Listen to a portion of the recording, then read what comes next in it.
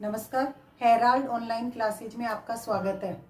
उससे पहले अपन ने पढ़ा था कि विकास की अवस्थाएं कौन कौन सी होती है। आज विकास की अवस्थाओं में पहली अवस्था पढ़ेंगे शेषवावस्था के बारे में। शेषवावस्था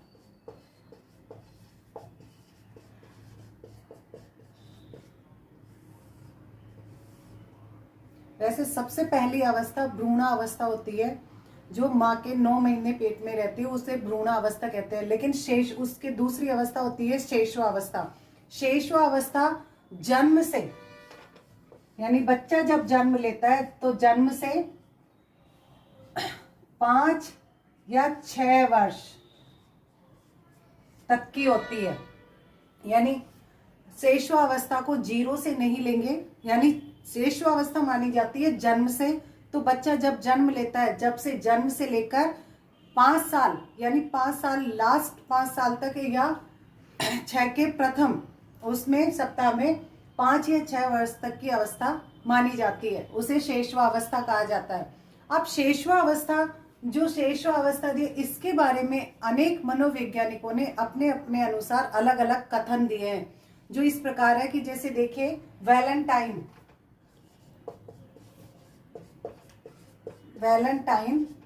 मनोवैज्ञानिक है। इन्होंने शेषवावस्था को सीखने का आदर्श काल कहा है। यानी इन्होंने कहा है, इनका कथन था, शेषवावस्था सीखने का आदर्श काल है।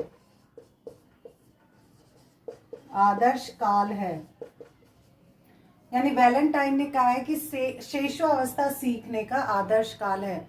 यानी इनका मत है कि शेषवावस्था, जब बच्चा शेषवावस्था में रहता है तो जो लर्निंग प्रोसेस होती है वो सबसे ज्यादा लर्निंग प्रोसेस शेषवावस्था में होती है। इसीलिए इनका कहना है कि शेषवावस्था सीखने का आदर्श काल है। यानी शेषवावस्था में बच्चा जो भी सीखता है, जितना भी सीखता है, सबसे ज्यादा इसमें कैचिंग पावर होती है शेषवावस्था में। इससे बच्चा ज्यादा से ज्यादा ग्रहण कर लेता है और जितना ज्यादा सीखता है वो उसमें ही प्रोसेस करता रहता है। ठीक है, तो इसलिए वैलेंटाइन ने इसको आदर्श काल कहा है। सेकंड है सिगमंड फ्राइड। सिगमंड फ्राइड जो मनोविश्लेषणवाद सिद्धांत के संस्थापक है। तो सिगमंड फ्राइड जो है, उन्होंने कहा है कि बालक 4-5 वर्षों में बालक वह बन जाता है जो उसके भावी जीवन में बनता है। यानी इनका कहना है कि बालक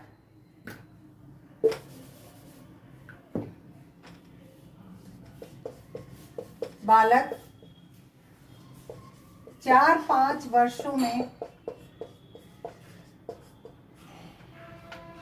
4-5 वर्षों में वह बन जाता है जो वह भावी जीवन में बनता है।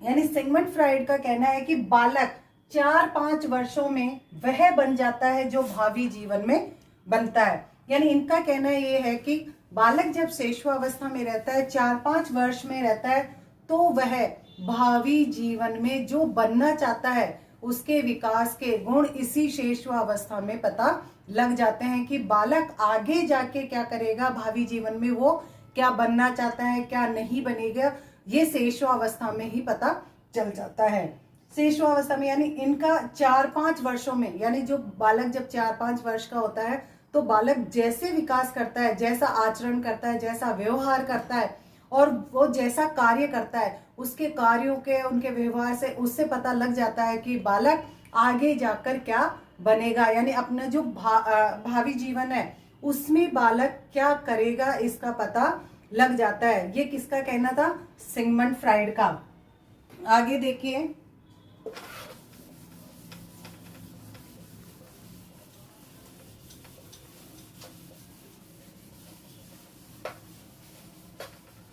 एक और मनोवैज्ञानिक थे गुड एनएफ,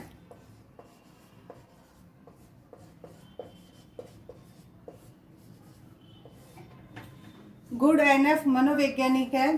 तो इन्होंने कहा है कि व्यक्ति का जितना मानसिक विकास होता है, यानी व्यक्ति का जो पूरे जीवन में जितना मानसिक विकास होता है वह आधा 3 वर्षों में ही बालक के हो जाता है।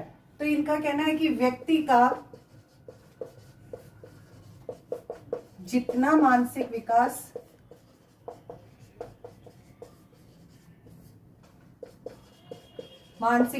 होता है उतना उसके 3 वर्षों में, उतना उसके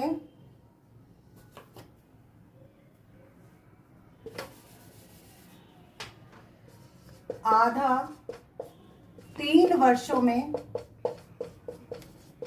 हो जाता है।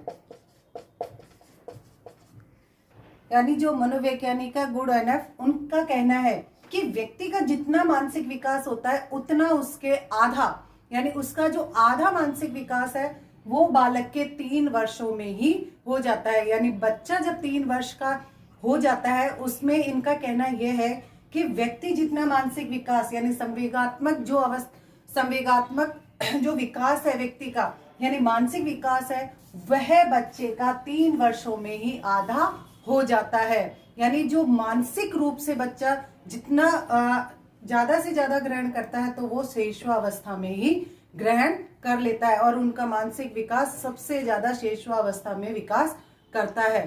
ठीक है, ये जो मनोवैज्ञानिक है इनका कथन ये था शैशवावस्था के बारे में। अब देखिए आगे देखेंगे कि शैशवावस्था को और किन किन नामों से जाना जाता है। जो एक क्वेश्चन भी आते हैं,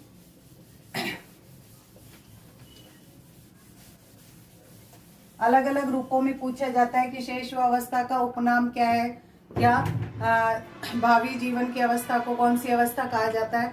तो इसलिए शैशवावस्था के उपनाम देखिए, उपनाम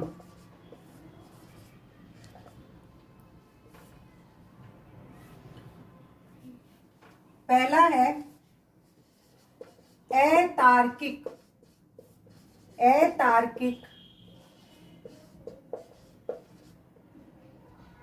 चिंतन की अवस्था। अतार्किक चिंतन की अवस्था यानी जिसमें तर्क रूपी चिंतन नहीं किया जाता है। यानी अतार्किक, ये 3 प्रकार के होते हैं, अतार्किक, तार्किक और अमूर्त चिंतन 3 प्रकार का होता है। तार्किक को ही मूर्त चिंतन भी कहा जाता है। ठीक है, अतार्किक होता है शैशवावस्था में, तार्किक होता है बाल्यावस्था में, और अमूर्त होता है किशोरावस्था में।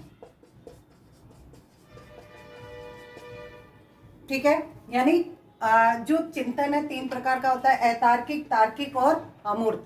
अब अतार्किक यानी अतार्किक जो शैशवावस्था में होता है, तार्किक बाल्यावस्था में होता है, और अमूर्त चिंतन किशोरावस्था में होता है। तो अभी देखेंगे कि शैशवावस्था।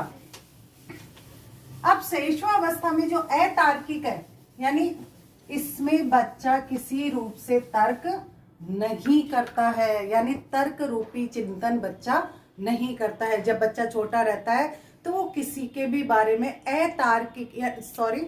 तार्किक रूप से, यानी तर्क के हिसाब से चिंतन नहीं करता है। जो उसके मन में आता है, जैसे वो खाता है पीता है, जैसे सोचता है, वो वही कार्य करता है, खेलता रहता है। ठीक है, तो इसीलिए यह अतार्किक चिंतन की अवस्था भी कहलाई जाती है। यानी शैशवावस्था को अतार्किक चिंतन की अवस्था भी कहा जाता है।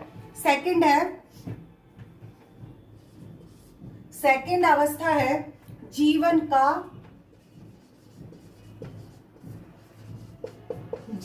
का महत्वपूर्ण काल।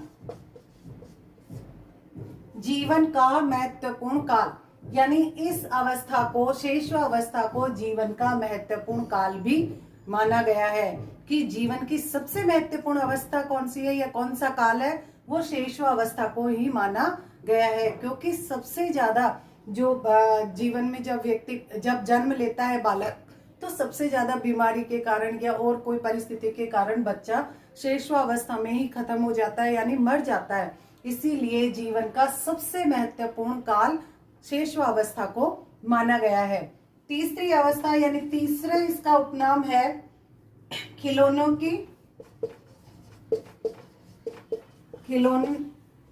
खिलौनों की अवस्था।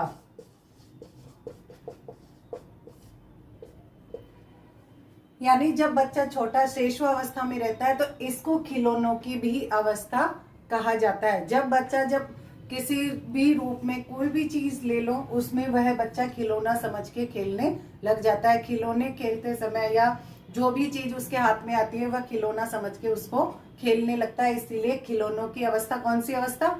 शेषवावस्था। अगली अवस्था है अनुकरण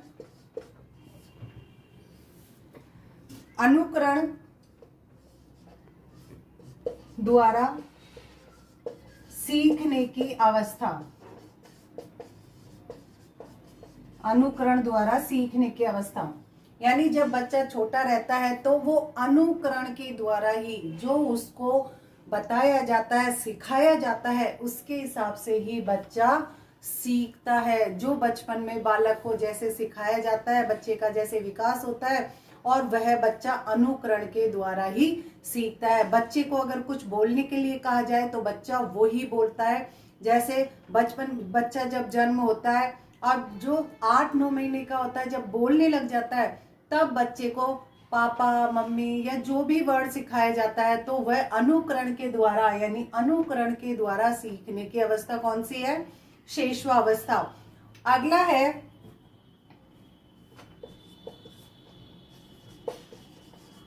भावी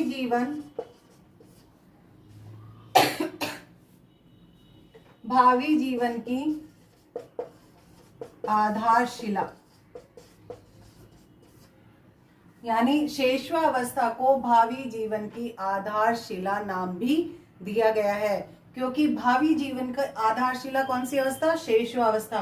क्योंकि बच्चा जब 4-5 वर्षों में ही होता है, यानी किसने कहा था? सिगमंड फ्राइड ने कहा था कि जब बच्चा 4-5 वर्षों का होता है 4-5 वर्षों का होता है तो उसके 4 या 5 वर्ष में उसके भावी जीवन की आधारशिला का विकास के बारे में समझ में आ जाता है कि बच्चा भावी जीवन में आगे क्या करेगा। इसीलिए भावी जीवन की आधारशिला भी कौन सी अवस्था को? शेषवावस्था को कहा गया है। अगली है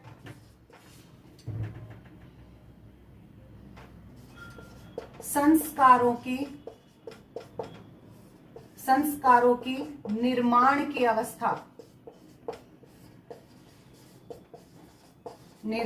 अवस्था। यानी संस्कारों की, जैसे घर में बच्चे को सिखाया जाता है या जैसे संस्कार दिए जाते हैं, वह शेषवावस्था में उसका विकास होता है। शेषवावस्था जब बच्चा छोटा रहता है, उसी को बच्चे को अनुकरण के द्वारा संस्कार दिए जाते हैं। यानी जो भी संस्कार दिए जाते हैं, बच्चा बड़ा होता है तो उन्हीं संस्कारों का निर्माण उसमें पैदा होता है। जैसे अगर घर में किसी के घर में मान लो कि कोई लड़ाई झगड़े या वगैरह, या उसके माता पिता या घर में और कोई कलह अगर वो होता है तो बच्चा वही सीखता है। इसीलिए संस्कारों के निर्माण की अवस्था, यानी जो बच्चे को बचपन से जो संस्कार दिए जाते हैं, जैसा व्यवहार सिखाया जाता है, जैसा रहना सिखाया जाता है, बच्चे में वही गुण पनपते हैं और वही संस्कार आते हैं। इसीलिए शेषवावस्था को संस्कारों के निर्माण की अवस्था भी कहा गया है। इसीलिए शेषवावस्था के ये उपनाम है, ये 6 उपनाम है। ठीक है, अतार्किक चिंतन की अवस्था, जीवन का महत्वपूर्ण काल, खिलौनों की अवस्था, अनुकरण द्वारा सीखने की अवस्था, भावी जीवन की आधारशिला और लास्ट संस्कारों के निर्माण की अवस्था। अगर कोई भी क्वेश्चन आता है कि शेषवावस्था के बारे में कि अनुकरण के द्वारा सीखने की अवस्था कौन सी है, तो आएगा शेषवावस्था। खिलौनों की अवस्था कौन सी है? शेषवावस्था। भावी जीवन की अवस्था कौन सी है? शेषवावस्था। इसीलिए ये उपनाम दिए गए हैं। ठीक है, अब आगे देखिए, ये तो थे इसके उपनाम कि क्या क्या नामों से इसको शेषवावस्था को जाना जाता है।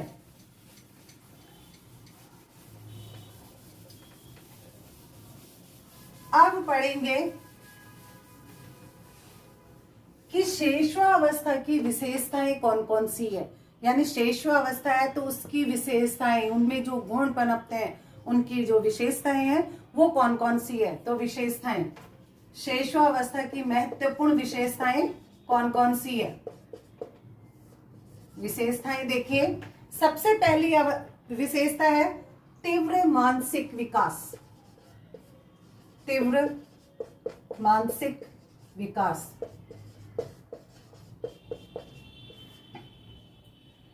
पहला है तीव्र मानसिक विकास, यानी बच्चे का जो तीव्र मानसिक विकास होता है तो वो शेषवावस्था में ही बच्चे का मानसिक विकास सबसे ज्यादा होता है। जो भी सीखता है, जो भी कार्य करता है, वह अपने मानसिक रूप से सबसे ज्यादा तीव्र विकास किस अवस्था में होता है? शेषवावस्था में होता है। दूसरी विशेषता होती है, दूसरी विशेषता है देखिए, तीव्र शारीरिक विकास। शारीरिक विकास यानी बच्चे के शरीर का विकास। दूसरी अवस्था है तीव्र शारीरिक विकास, यानी सबसे ज्यादा शेषवावस्था में बच्चे का शारीरिक विकास हो जाता है। जब बच्चा जन्म लेता है फटाफट, जैसे 9 महीने में चलना लग जाता है या 1.5 साल में, कोई बच्चे ऐसे भी होते हैं 1.5 साल में चलते हैं। जैसे जैसे वो बड़े होते हैं तो उनके आकार और लंबाई इनमें बढ़ोतरी होती है, तो उनका फटाफट शारीरिक विकास शेषवावस्था में सबसे अधिक होता है। तीसरी विशेषता है इसमें, तीसरी विशेषता है कल्पनाशीलता।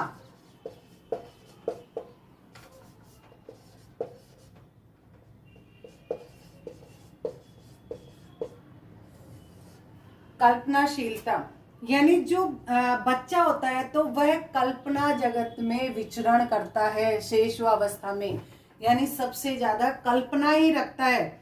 वह जब अपने माता पिता से या दादा दादी से, किसी से भी परियों की कहानी या राजा रानी की कहानी जो भी सुनता है, तो वह उसमें कल्पना रूपी उसमें विचरण करने लग जाता है। उन कहानियों में अपने आप को देखने लगता है या कुछ ऐसे और उसमें जीता है। तो सबसे ज्यादा कल्पना में विचरण शेषवावस्था में होता है। ठीक है, अगली जो विशेषता है वह है, चौथी विशेषता देखिए, सीखने की प्रक्रिया में तीव्रता। सीखने की प्रक्रिया में तीव्रता। सीखने की प्रक्रिया में तीव्रता यानी जो सीखा जाता है सबसे ज्यादा सीखने की तीव्रता यानी लर्निंग प्रोसेस सबसे ज्यादा शेषवावस्था में ही होता है। जो लर्निंग प्रोसेस की प्रक्रिया है वह सबसे ज्यादा किसमें होती है? शेषवावस्था में होती है। सबसे ज्यादा इसमें शेषवावस्था में सीखा जाता है। जो कैचअप करने की क्षमता होती है वह शेषवावस्था में होती है। जल्दी से जल्दी जो भी ग्रहण किया जाता है, जैसे मानते हैं ना कि अगर कोई भी बच्चा कोई भी कार्य फटाफट करके उसको बता देता है, याद करके बता देता है, कोई भी चीज भूलता नहीं है, तो वो सारी प्रक्रियाएं शेषवावस्था में ही होती है। बच्चा ज्यादा से ज्यादा इस अवस्था में सीखता रहता है और कैच करने की क्षमता भी अधिक होती है। अगली विशेषता है पांचवी, जिज्ञासा।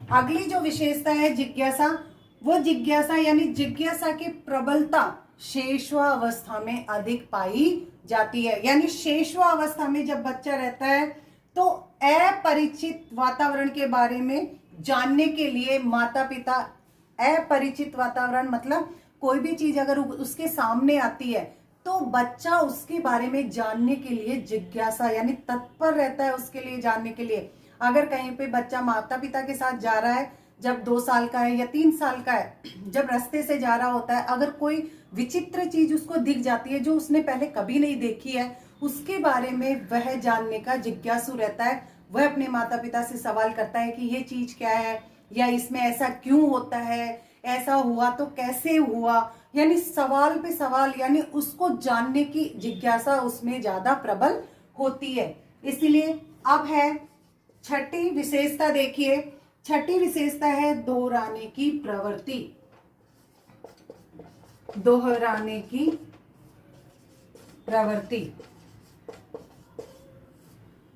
अब शैशवावस्था में दोहराने की प्रवृत्ति, यानी जब बच्चा छोटा रहता है तो उसमें सीखने की प्रवृत्ति ज्यादा होती है, ठीक है, खेलने की प्रवृत्ति होती है, या गाने गीत जो भी मिलता है वो गाने की प्रवृत्ति होती है। तो इसमें बच्चा क्या है, उस चीज को बार बार दोहराता है। यानी शैशवावस्था में क्या है कि दोहराने की प्रवृत्ति, यानी कोई भी चीज अगर वो उसके सामने हो जाती है उसको वह कभी नहीं भूलता है। अगर यह खिलौने के साथ खेलता है, अगर उसको अपन किसी कारणवश उसको छुपा दे या कोई लेके चले जाता है अगर कोई दूसरा बालक, तो उसको वह चीज याद रहती है, वह उसी बात को दोहराता रहता।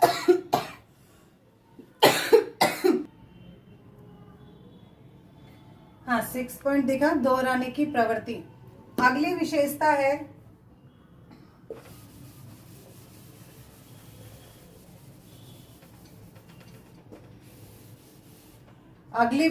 देखिए पर निर्भरता, यानी 7 पॉइंट निर्भरता। यानी शैशवावस्था में बच्चा निर्भर रहता है सबसे ज्यादा। वैसे तो सभी पे निर्भर रहता है, लेकिन सबसे ज्यादा अपने माता पिता पर निर्भर रहता है। कोई भी कार्य करने के लिए या कुछ और चीजों करने के लिए वह माता पिता पर निर्भर रहता है। अगली विशेषता है 8वीं विशेषता है नैतिक भावना का अभाव। नैतिक भावना का अभाव। जब बच्चा छोटा होता है, शैशवावस्था में होता है, तो नैतिक भावना का अभाव होता है, क्योंकि बच्चे को सही गलत की पहचान नहीं रहती है कि वह किसको क्या कह रहा है या कैसे कह रहा है, क्या कहना चाहिए या किसके अकॉर्डिंग और किसको क्या सम्मान देना चाहिए, यह छोटे बच्चे में ज्ञान नहीं होता है। इसी कारण से बच्चे में नैतिक भावना का अभाव होता है, क्योंकि उसको अगर सही गलत की पहचान ही नहीं होगी तो वह बच्चा कैसे उस पर नैतिक विकास आएगा। ठीक है, जैसे बच्चे को सिखाया जाता है बच्चा वैसा ही व्यवहार करता है। अगली विशेषता है 9वीं विशेषता, देखिए आत्म प्रेम की भावना। आत्म प्रेम की भावना, यानी बच्चे में आत्म प्रेम की भावना सबसे अधिक होती है, क्योंकि आत्म केंद्रिकता बच्चे में ज्यादा होती है। क्यों होती है? क्योंकि जब बच्चा खेलता है अपने खिलौने से, अगर कोई बच्चा दूसरा आता है और उसकी चीजों को अगर वो लेके जाता है तो बच्चा उसको देखते रहता है और अपने खिलौनों को कभी भी, यानी अपनी चीजों को दूसरे के साथ बांटता नहीं है। वो कौन सी अवस्था में? शैशवावस्था में ही होता है। अगली विशेषता देखिए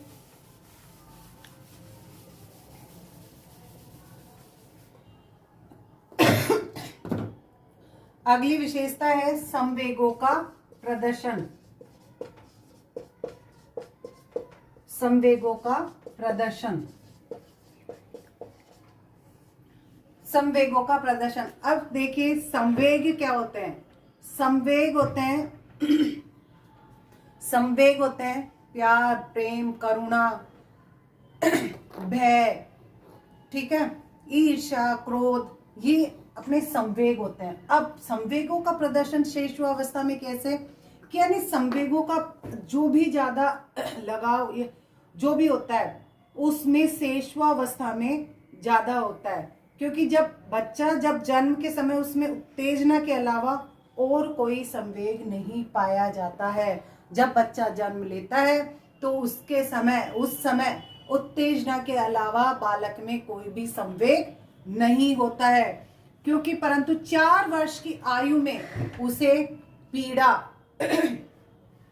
भय, प्रेम, क्रोध जैसे जो भी संवेग है वो पनप जाते हैं। यानी जब बच्चा जैसे जैसे बड़ा होता है तो कोई भी दर्द होता है या और कुछ होता है तो वह बताने लग जाता है या उसके होने लग जाता है, या किसी चीजों से डरना कि क्या चीज होती है, किससे डरना चाहिए किससे नहीं, तो 4 वर्षों में वह सीख जाता है। क्रोध करना यानी गुस्सा करना किसी दूसरे के ऊपर, तो ऐसे वो संवेगों का प्रदर्शन करता है।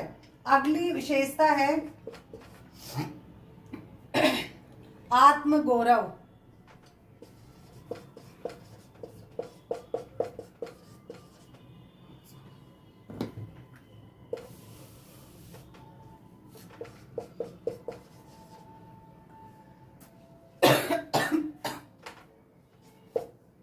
आत्मगौरव यानी बच्चे में आत्मगौरव की प्रवृत्ति पाई जाती है। वह परिवार के जो भी सदस्य होते हैं तो वह उनकी प्रशंसा जो भी करता है या प्रशंसा प्राप्त करने के लिए अपनी योग्यताएं जो होती है उसका प्रदर्शन करता है। यानी बच्चा क्या है कि जो भी चीजें अपने जो परिवार के सदस्य होते हैं तो उनके सामने कुछ ना कुछ ऐसी चीजें दिखाता है जो उसकी प्रशंसा करे, यानी उसकी बड़ाई करे, कुछ ऐसा कहे कि उसको अच्छा लगे, तो वह आत्मगौरव का प्रदर्शन ज्यादा करता है। ठीक है। अगली विशेषता है साथ खेलने की प्रवृत्ति।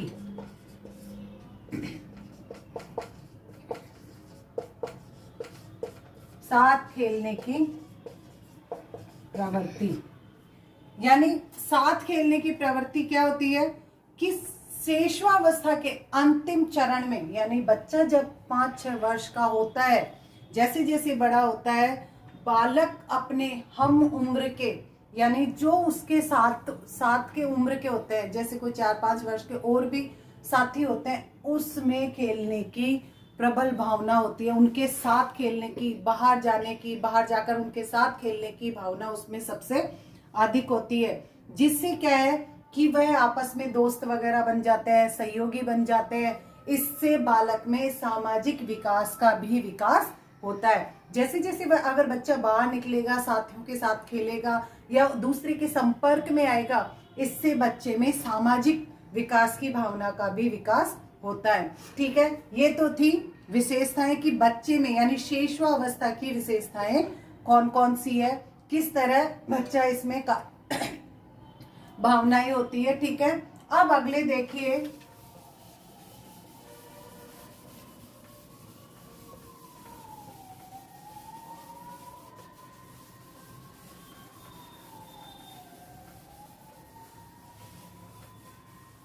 हाँ, शैशवावस्था में शिक्षा का स्वरूप, यानी जो शैशवावस्था है उसमें शिक्षा का स्वरूप कैसा होना चाहिए। शिक्षा का स्वरूप कैसा होना चाहिए कि शैशवावस्था में बच्चे को जो शिक्षा दी जाती है उसका स्वरूप कैसा होना चाहिए, यानी बच्चे को किस तरह शिक्षा देनी चाहिए। तो इसीलिए देखिए, अब इसमें देखिए पहला है पालन पोषण।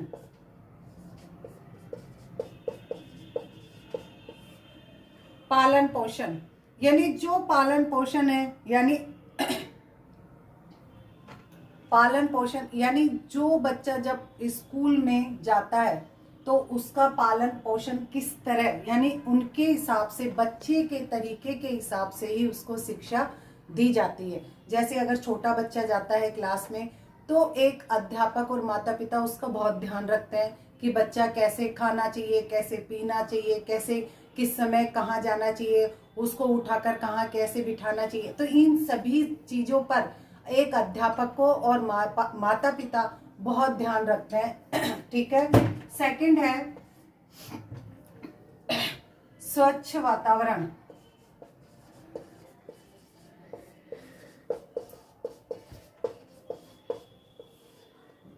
यानी एक बच्चे को सही रूप से क्लास में वातावरण मिलना चाहिए, यानी बच्चे का उचित वातावरण मिलना चाहिए, जिससे कि बच्चे का शारीरिक और मानसिक विकास सही रूप से हो सके। अगर विद्यालय का वातावरण अच्छा होगा, वहां का वातावरण अगर सही रूप से होगा, तो बच्चा मानसिक रूप से और शारीरिक रूप से सही रूप से विकास कर पाएगा। अगर वहां का वातावरण अगर अच्छा नहीं होगा, सीखने का माहौल नहीं होगा और कुछ ऐसी चीजें सिखाई जाती है जो उनके विकास में सहायक नहीं हो, तो ऐसे में बच्चा सही रूप से नहीं तो उसके मानसिक विकास होगा और सही रूप से शारीरिक विकास होगा। इसीलिए विद्यालय का वातावरण एक छोटे बच्चे के लिए सही रूप से स्वच्छ वातावरण होना चाहिए, जिससे कि बच्चे का शारीरिक और मानसिक दोनों का विकास सही रूप से हो सके और बच्चा ज्यादा से ज्यादा सीख सके। तीसरा है स्नेहपूर्ण व्यवहार। स्नेहपूर्ण व्यवहार। अब स्नेहपूर्ण व्यवहार यानी जब बच्चा स्कूल में जाता है, जब छोटा बच्चा होता है, जब उसको पहली बार स्कूल में ले जाया जाता है, जब माता पिता से अलग होकर वह जब परिवार के वातावरण से हटकर जब विद्यालय के वातावरण में प्रवेश करता है, तो बच्चे के साथ वहां पर स्नेहपूर्ण यानी अच्छा व्यवहार होना चाहिए, प्यार प्रेम का व्यवहार होना चाहिए, जिससे कि बच्चा वहां पर रहकर पढ़ सके। ऐसे नहीं कि जाते ही अपन ने कि ये ले वैसे सिखा, ऐसा नहीं। उसके साथ सही रूप से प्यार प्रेम की भावना के साथ उसको स्नेहपूर्ण व्यवहार देना चाहिए, जिससे कि बच्चा वहां रहकर कुछ ना कुछ सीख सके और आए। ठीक है, कभी कभी होता है कि पहले ही दिन जब बच्चा को अच्छा व्यवहार नहीं मिलता है या कुछ ऐसी चीजें मिल जाती है जिसके कारण बच्चा दूसरे दिन मना कर देता है स्कूल जाने के लिए। इसीलिए है कि बच्चे के साथ अच्छा व्यवहार होना चाहिए, जिससे कि वह बार बार स्कूल आने का प्रयास करे। ठीक है, अगली है व्यक्तिगत भिन्नता पर ध्यान। व्यक्तिगत भिन्नता पर ध्यान यानी इंडिविजुअल बच्चे में डिफरेंट, यानी कई बच्चे ऐसे होते हैं, इंडिविजुअल डिफरेंट होता है, यानी कई बच्चे कम बुद्धि वाले भी होते हैं, कोई तीव्र बुद्धि वाला भी होता है, और भी कई चीजें होती है जो व्यक्तिगत रूप से भिन्न होते हैं। कई बच्चे अलग अलग रूप से होते हैं, तो उनको उनके अनुसार व्यक्तिगत यानी उनका डिफरेंट देखकर ही उन पर ध्यान दिया जाना चाहिए। अगर जब कम बुद्धि वाले हैं तो उनको धीरे धीरे सिखाना चाहिए। जो अधिक सीखने वाले यानी तीव्र बुद्धि वाले बालक होते हैं, जो जल्दी कैच कर लेते हैं, उनको उनके हिसाब से सिखाना चाहिए। यानी इंडिविजुअल डिफरेंट पर ध्यान देकर ही बच्चों को शिक्षा ग्रहण करवानी चाहिए, जिससे कि बच्चा ज्यादा से ज्यादा सीख सके। अगला है पांचवा पॉइंट। पांचवा पॉइंट है अच्छी आदतों के निर्माण के अवसर। अच्छी आदतों के निर्माण के अवसर।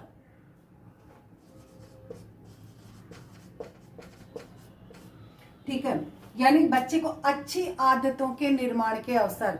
बच्चों में विद्यालय में अच्छी से अच्छी आदतों के निर्माण के लिए भी अवसर दिए जाने चाहिए। यानी एक बच्चे को जहाँ विद्यालय का वातावरण अच्छा होगा, वहां पे अच्छा सिखाया जा रहा होगा, अच्छी आदतों का निर्माण होगा, बच्चों को सबका मान सम्मान या नैतिक भावना करने की भावना, चरित्र का निर्माण, सभी का बच्चों को अच्छे से अच्छी आदतें वहां पर सिखानी चाहिए, जिससे कि बच्चे का शारीरिक मानसिक जो विकास है वो सही रूप से पनपे और उसका विकास सही रूप से हो और वो बच्चा अच्छी अच्छी चीजें सीख सके।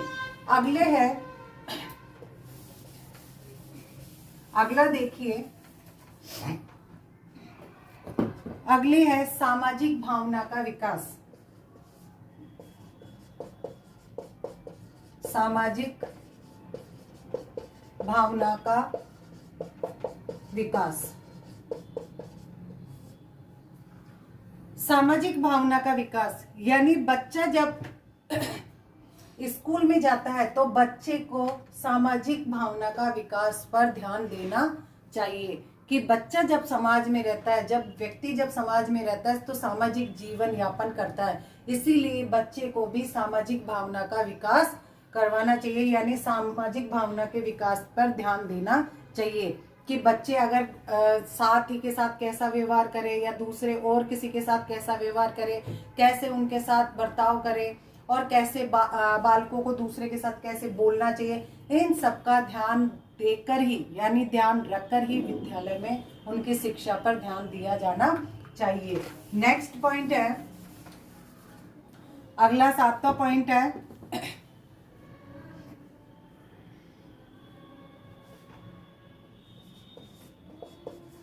ज्ञानेंद्रियों का विकास।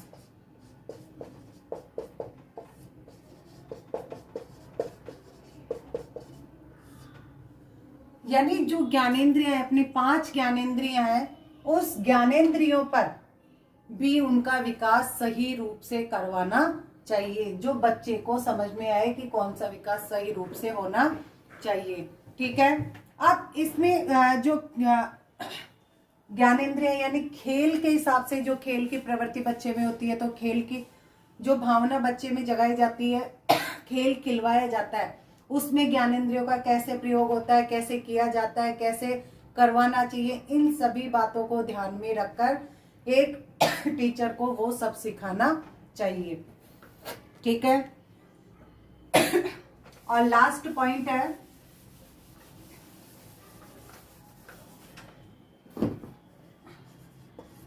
जिज्ञासा की संतुष्टि।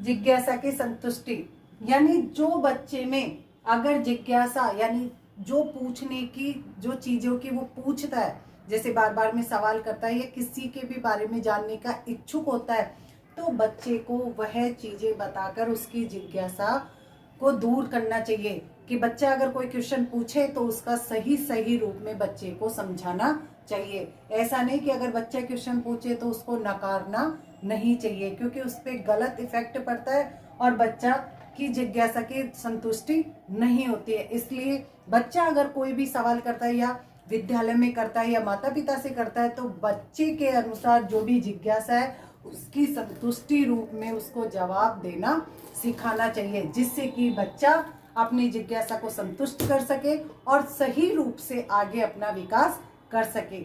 ये तो थे कि शिशुअवस्था का शिक्षा का स्वरूप कैसा होना चाहिए, यानी बच्चा जब विद्यालय में जाता है तो बच्चे के अनुसार शिक्षा किस रूप में उनको दी जानी चाहिए, ये किस रूप में होनी चाहिए, ये इसके पॉइंट्स थे।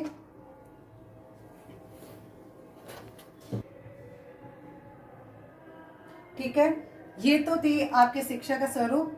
ठीक है, अब आगे बाद में पढ़ेंगे जिसमें अपन शिशुअवस्था के जितने भी पक्ष हैं, शारीरिक पक्ष, मानसिक पक्ष, सामाजिक पक्ष, इनके बारे में जानकारी प्राप्त करेंगे। Thank you.